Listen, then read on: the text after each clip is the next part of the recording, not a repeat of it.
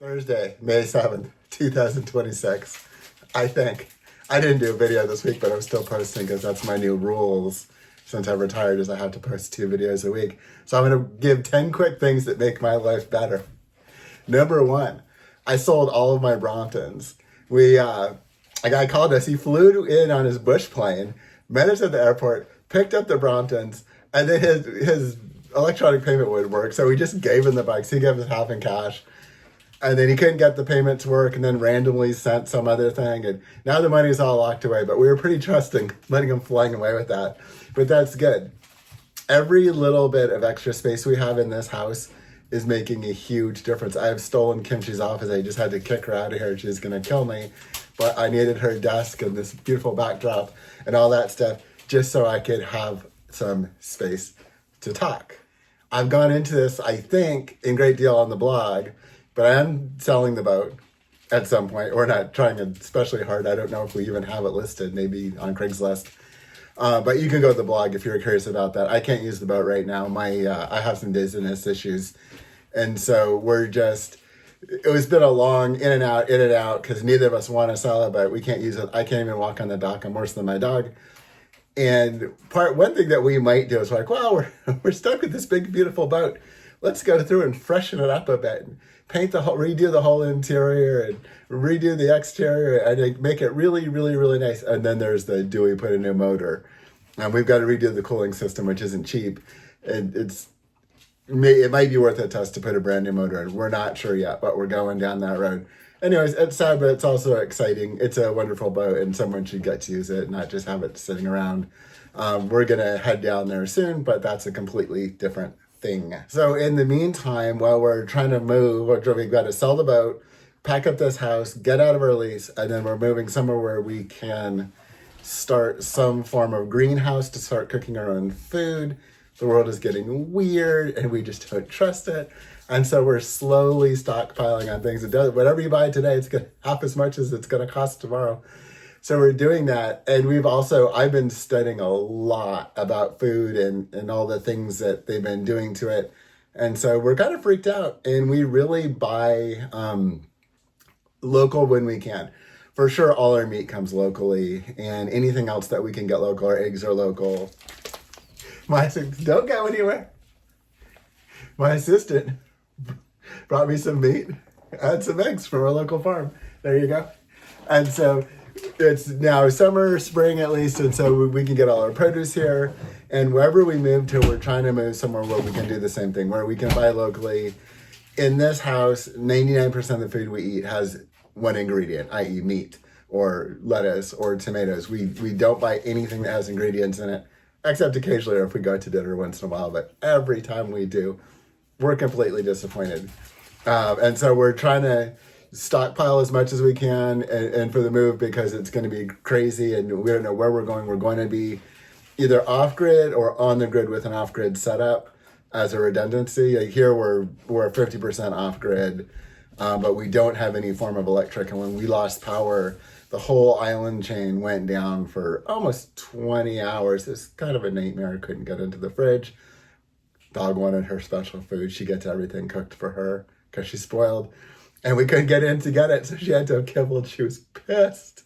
I'm learning how to forage. I kind of know how to forage, but I got a book. As a writer, I remember writing, you can't learn anything from a book. I'm wrong. You can learn some stuff, but practical applications. So I went through all the books, and it's sad because a good friend of mine actually writes a really good foraging book, but he didn't buy his because there was a lot of things that I was too dumb to understand. And so this one is simple, and it's easy to read. And that's a beautiful thing. And while we're on that subject, I've been getting some books for Kimchi. Doesn't know anything about it. Voyaging on a Small Income is one of the best books ever written. And it's the principles in this book could go for off-grid farming or whatever you want to do, travel in general. It's a really, really, really good book. And then the most exciting thing in the world is Cruising and Surfing, Part 1, Part 2. Part 3, Part 4. This is my favorite book series on earth. I've probably given away over 100 complete sets of this book to people I know. And we got it all used because we're saving money because everything's $1,000 now. And so I got this for Kimchi, and I'm going to take her through this. We're going to read it at night. We always read something together. She reads, I listen because I can't see shit. I'm so excited for her to get to go through and to learn about these books and why I had the Bristol China cutter, why I had the Falmouth cutter, and why more than anything in the world right now, when we do eventually sell the BCC, I want to track down Seraphin and purchase that boat and at least have her for a couple seasons before passing her on. And that's a whole different can of worms that I will get into at a later date. 8, Watchdog. If you're counting, number 8 of my 10, Watchdog. We got Coco. Well, we found her under a rock in Hawaii and took her because we wanted her because she was cute. But so she is a rescue dog. She's also my certified service dog. She helps me get through life when I get lost and trip over things, and she kind of walks me through and gets me through and does a couple other things that aren't really that important to anybody but me, but she's a good one. More importantly, she is the best watchdog that I could imagine. She is a mostly poodle. She's a mix of everything, just a mutt, but mostly poodle, and she's got a great sniffer. She knows good people from bad people, and she alerts me all the time. I can sleep now. For the first time, we can open the windows, we can do whatever. I'm always sleeping with a blind eye because who knows what craziness goes on around here. She alerts me to anything. I sleep like a baby. She's not a guard dog. I guard and protect her, and I guard and protect Kimchi. That is my job. Her job is to wake me up so I know that there's shenanigans going on, and she always does. And it is so wonderful having her for that and a million other things. So like Kimchi, she can be a pain in the butt sometimes, but she's such a dang good dog. Sorry, babe. You are sure. All right, I will. Number 9, live simply. We've always lived simply, but now we're living even more simply. We're trying to officially retire, although we're kind of sort of half retired, and we might be quarter retired for the most part in the next year, which would mean that we still run our side businesses, but we don't work for anyone, and we don't necessarily have to do a whole hell of a lot. And we're certainly not independently wealthy, but we are on the right track, and that is a beautiful thing. And so everything we do it as simply as we can, and all of our meals are cooked from scratch, and we buy used when we can, as we discussed. And we sell a lot of stuff. We have a gold mine of things that we don't use, and we're just running out of space. Like, what if we use this? And it's just like, cha-ching, cha-ching, cha-ching. Just selling things. We didn't realize how much wealth we have in just garbage. And so as each thing we get rid of, we have a little, thanks Coco, each thing we get rid of, we have a little more space, a little more usable space, things where we can put things that we actually need and where we can breathe. And things this year just somehow got overwhelming. We had some stuff here and some stuff there and some stuff everywhere, and it's all come here. And then we've had new things that we've shifted into the house that have to move around. We're in a lease, so we have all this as someone else's furniture. We can't get rid of it, and it's giant furniture.